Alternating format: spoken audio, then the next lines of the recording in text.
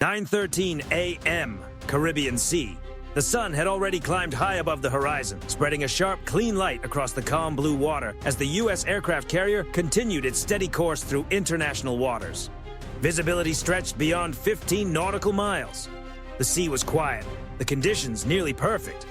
It was the kind of clear, uneventful morning sailors prepare for countless times, yet rarely remember as anything unusual. This was a standard daylight transit by a U.S. Navy carrier group, operating lawfully and with purpose. No drills were planned, no alerts were active. Flight operations had been paused, aircraft were secured on deck, and crews were carrying out routine inspections. From the bridge, the horizon appeared peaceful. From the sensor network, the surrounding picture was complete. A carrier is never truly alone at sea. Destroyers and cruisers formed a protective screen around it, stretching miles in every direction. Each ship was connected through a shared tactical network. Air and surface radars scanned without pause. Electronic systems monitored signals. Underwater sensors watched the depths below.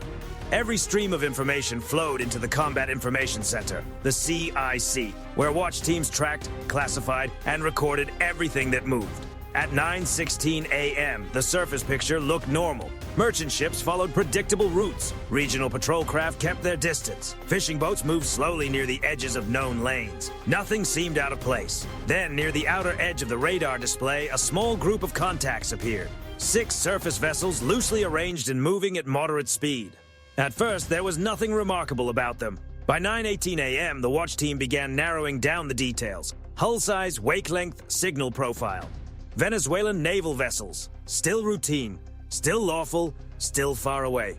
At 9:20 a.m., the pattern changed. One contact increased speed first, moving beyond 12 knots. Moments later, another followed. Then the rest. Within a short span, all 6 vessels had accelerated together, shifting their headings in a way that no longer matched ordinary traffic movement. At sea, geometry tells a story. And now, that story was changing. The CIC notified the bridge. Range and bearing were checked again. The closest point of approach tightened. The timeline began to shrink. In broad daylight, with clear skies and open visibility, there was little room for uncertainty. 6 naval vessels were moving in coordination. At 9:22 a.m., standard bridge-to-bridge radio calls were sent. The tone was calm, professional, and fully in line with international maritime practice. The request was simple. Identify yourselves, state your intentions, and maintain safe separation. No answer came. A second call followed in English and Spanish. Then a third, still nothing. On the flight deck, the routine continued. That was deliberate. In daylight, every movement can be seen, every visible reaction can be interpreted as a message. Discipline in moments like this means staying controlled, showing confidence without creating unnecessary pressure. Inside the CIC, the picture became clearer. Formation spacing showed deliberate control. Wake patterns confirmed continued acceleration. Signal analysis showed only standard navigation radar with no specialized tracking signals. But the coordinated movement said more than any radio transmission could. By 9:25 a.m., the 6 Venezuelan ships were still closing. Their wakes stretched bright and long across the sunlit water, visible through optics and even to the unaided eye. The distance was shrinking at a steady rate. The time to closest approach was now measured in minutes, not hours. Still, no alarm sounded. Procedures were reviewed and understood. The carrier group was operating legally. There was no requirement to change course. There was no reason to overreact. The objective remained simple: maintain control of space, timing, and decision-making. The U.S. Navy does not rush into tense moments. It allows intent to reveal itself. And with every update, that intent was becoming harder to ignore.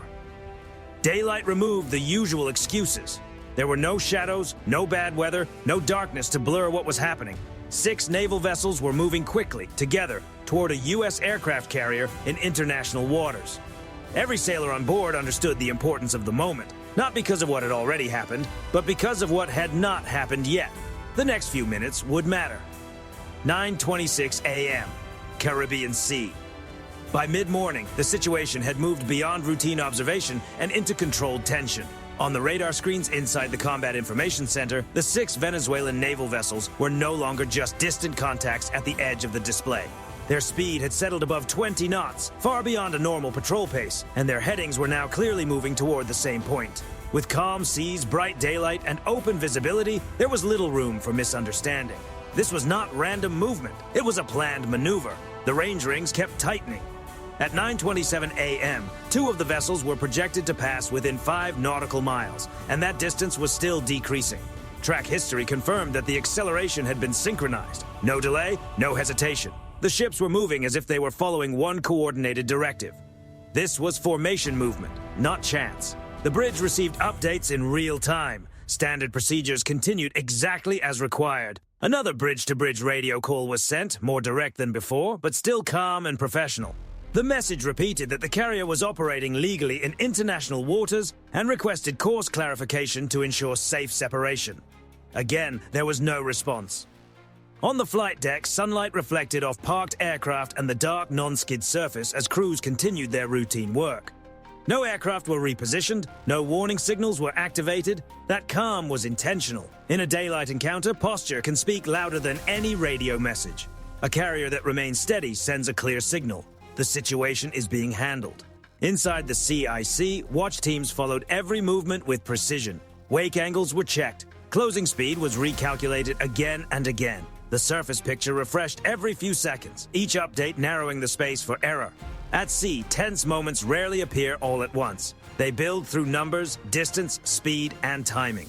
By 9:30 a.m., one Venezuelan vessel adjusted course slightly, turning toward the carrier's projected path instead of maintaining a parallel route.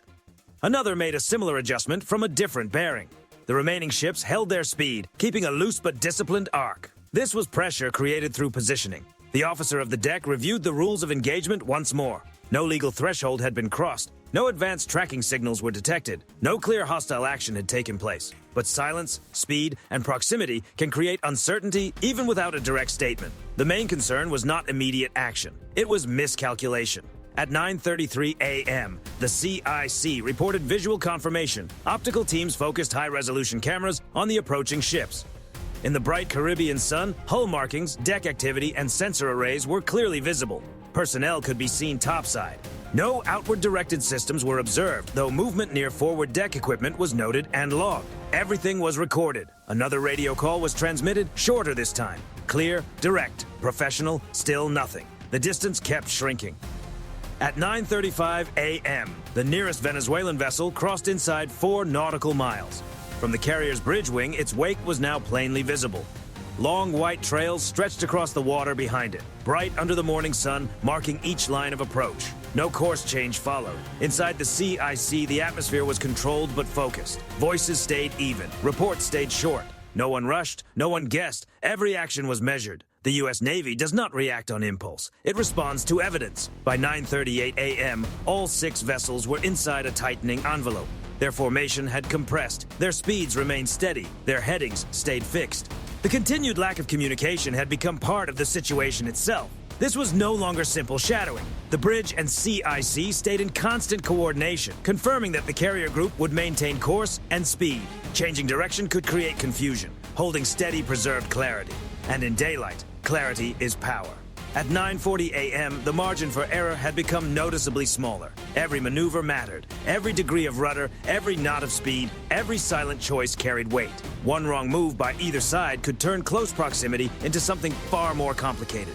Still, the carrier did not flinch. No sudden movements, no visible overreaction, no unnecessary signals. 6 Venezuelan naval vessels were moving quickly in broad daylight toward a U.S. aircraft carrier, and the next decision, spoken or unspoken, would decide whether this remained a test of discipline or moved into a far more serious chapter. 9:41 a.m., Caribbean Sea. This was the moment when daylight removed every remaining doubt. By late morning, the 6 Venezuelan naval vessels had closed to a distance where their movement could no longer be explained as coincidence. The geometry was tight. The sea was calm. Visibility was perfect. Nothing was hidden, and nothing could be blamed on weather, darkness, or confusion. At 9:41 a.m., the carrier strike group shifted into a heightened awareness posture. This was not an act of provocation. It was a move to maintain control. Systems that had been monitoring the area in the background were now focused with purpose. Radar settings were refined. Optical sensors locked onto key points of interest. Every movement by the approaching ships was now captured from multiple angles: visual, electronic, and positional. Still, no combat systems were aimed at them. That distinction mattered. In broad daylight, actions can carry more weight than capability. The U.S. Navy does not force control into a situation. It demonstrates it with patience and precision. At 9:43 a.m., an aircraft was cleared to launch from the carrier, not as a threat, but as a visible presence. The helicopter lifted smoothly from the deck, its rotors cutting through the bright Caribbean air. There was no rush, no panic, no dramatic signal, just a procedure carried out with discipline. From above, the situation became even clearer.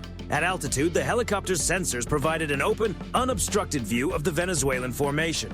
Hull numbers were readable, deck activity was visible, wake patterns confirmed steady speed and coordinated spacing. In full daylight, there was no confusion about what each vessel was doing or where it was going. At 9:46 a.m., the helicopter settled into a stable observation orbit at a safe distance. Cameras recorded continuously. Every second was time-stamped. Every frame was matched with location data. This was not performance. This was documentation.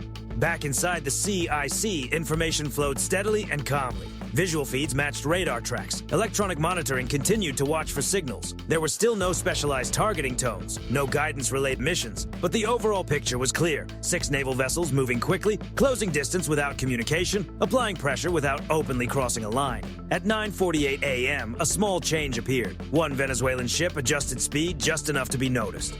Another shifted heading by a few degrees. These were minor movements, but in daylight, minor movements matter. The helicopter crew noticed it first. At 9:50 a.m., the aircraft adjusted its orbit to keep full visibility while maintaining safe separation. The message was quiet, but impossible to miss. Every movement was being seen, and every choice was being recorded. There would be no confusion later about what happened. Still, no warning signals were used. No aggressive maneuvers followed. The carrier continued on the same course. This was the turning point. In tense maritime encounters, control is not measured only by distance or raw power. It is measured by who controls the pace, and at that moment, the pace had shifted.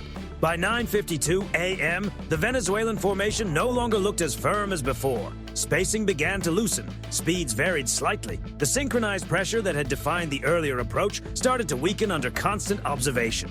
Daylight left little room for uncertainty. Every officer involved understood the reality of the moment. Under clear skies, in open water, any further increase in pressure would be permanently documented. There would be no shadows, no confusion, and no easy way to reshape the story later. At 9:55 a.m., the carrier's sensors, aircraft, and escort ships had established full situational control without crossing a single visible line. The carrier group had not changed course. It had not changed speed. It had not aimed its systems outward, and yet the balance had changed. 6 Venezuelan naval vessels were still present. They were still moving, but they were no longer setting the terms of the encounter. In daylight, restraint supported by capability is unmistakable.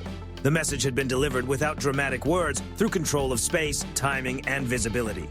What happened next would decide how the encounter ended. 9:56 a.m. Caribbean Sea. By late morning, the encounter moved into its final phase. Not through a sudden turn, but through small decisions that only clear daylight could fully reveal. From the air, the helicopter crew saw it first. One Venezuelan vessel eased back on its throttles. The change was slight, only a few knots, but it was clear. Its wake shortened. The long white trail behind the hull began to fade. In calm seas and bright light, speed tells the truth before radios do. At 9:58 a.m., a second ship followed. Its bow shifted a few degrees away from the carrier's projected path.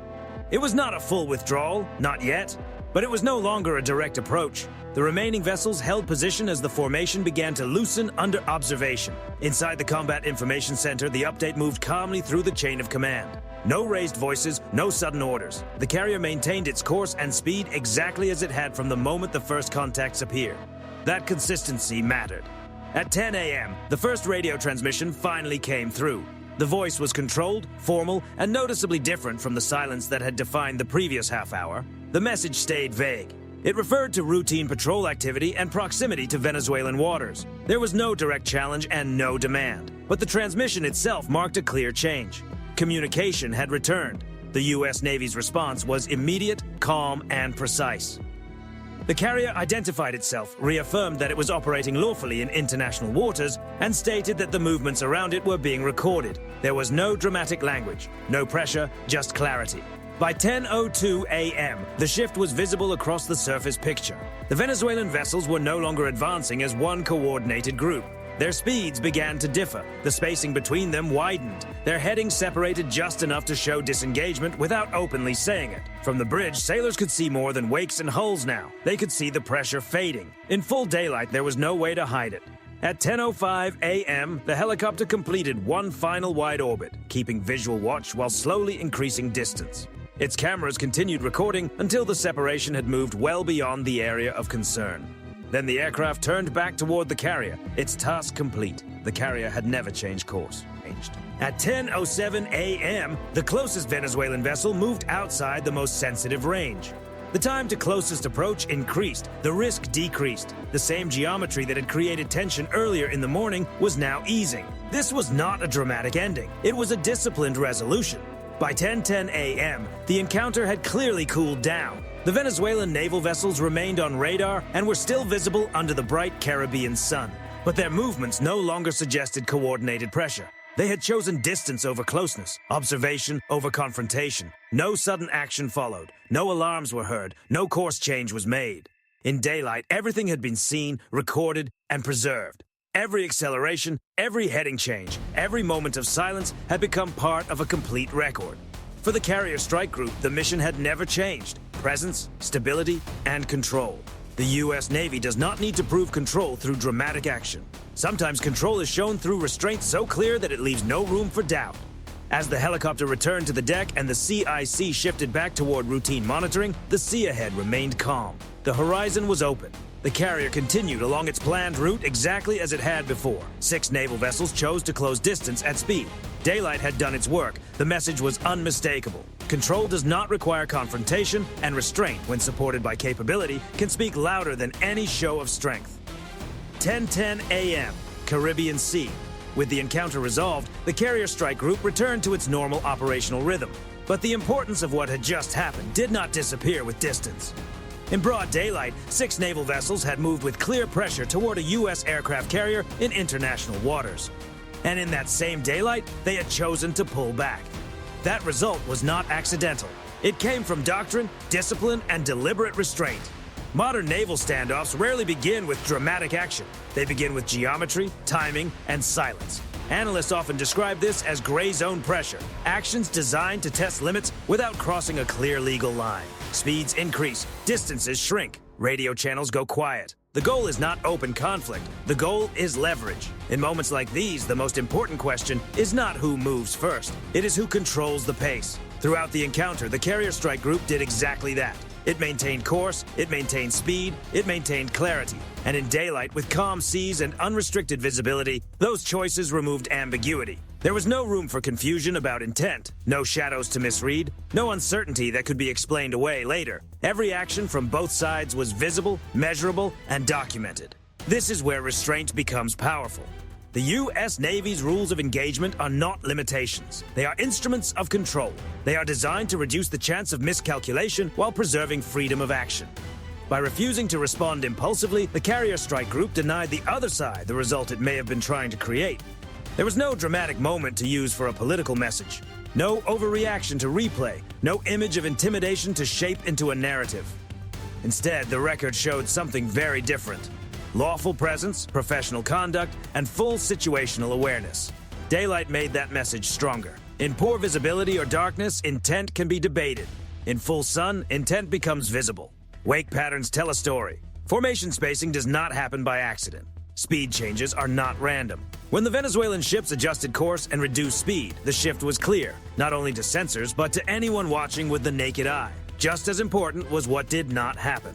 No systems were visibly directed outward. No warning displays were used. No course changes suggested uncertainty. The Carrier Strike Group demonstrated a principle that has guided U.S. naval operations for generations. True control is not about moving closer to danger. It is about commanding the environment. Control the air. Control the surface. Control what happens below the surface. Control the record. Once that happens, escalation becomes unnecessary. For the sailors involved, this was not theory, it was execution. Every watchstander performed their role. Every report was logged. Every decision was made with purpose. This is what readiness looks like in clear daylight, under full observation, with almost no margin for error. Strategically, encounters like this reach far beyond the Caribbean. The same patterns appear in the Western Pacific, the South China Sea, and the Eastern Mediterranean. Different flags, different waters, same calculation. How much pressure can be applied before restraint becomes resolve? How does a Navy show strength without turning a tense moment into something larger? On this morning, the answer was clear. Restraint backed by capability is not weakness. It is confidence. It tells every observer, partner, and rival the same thing. Escalation is a choice, not an inevitability. And that choice belongs to the force that controls the pace. As the carrier continued along its planned route, the sea ahead remained calm. The Venezuelan ships were still visible on the horizon, but they were no longer shaping the mission. The encounter had ended not through confrontation, but through clarity. That clarity matters, because the next daylight maritime encounter, whether in the Caribbean or somewhere else, will be measured against this standard.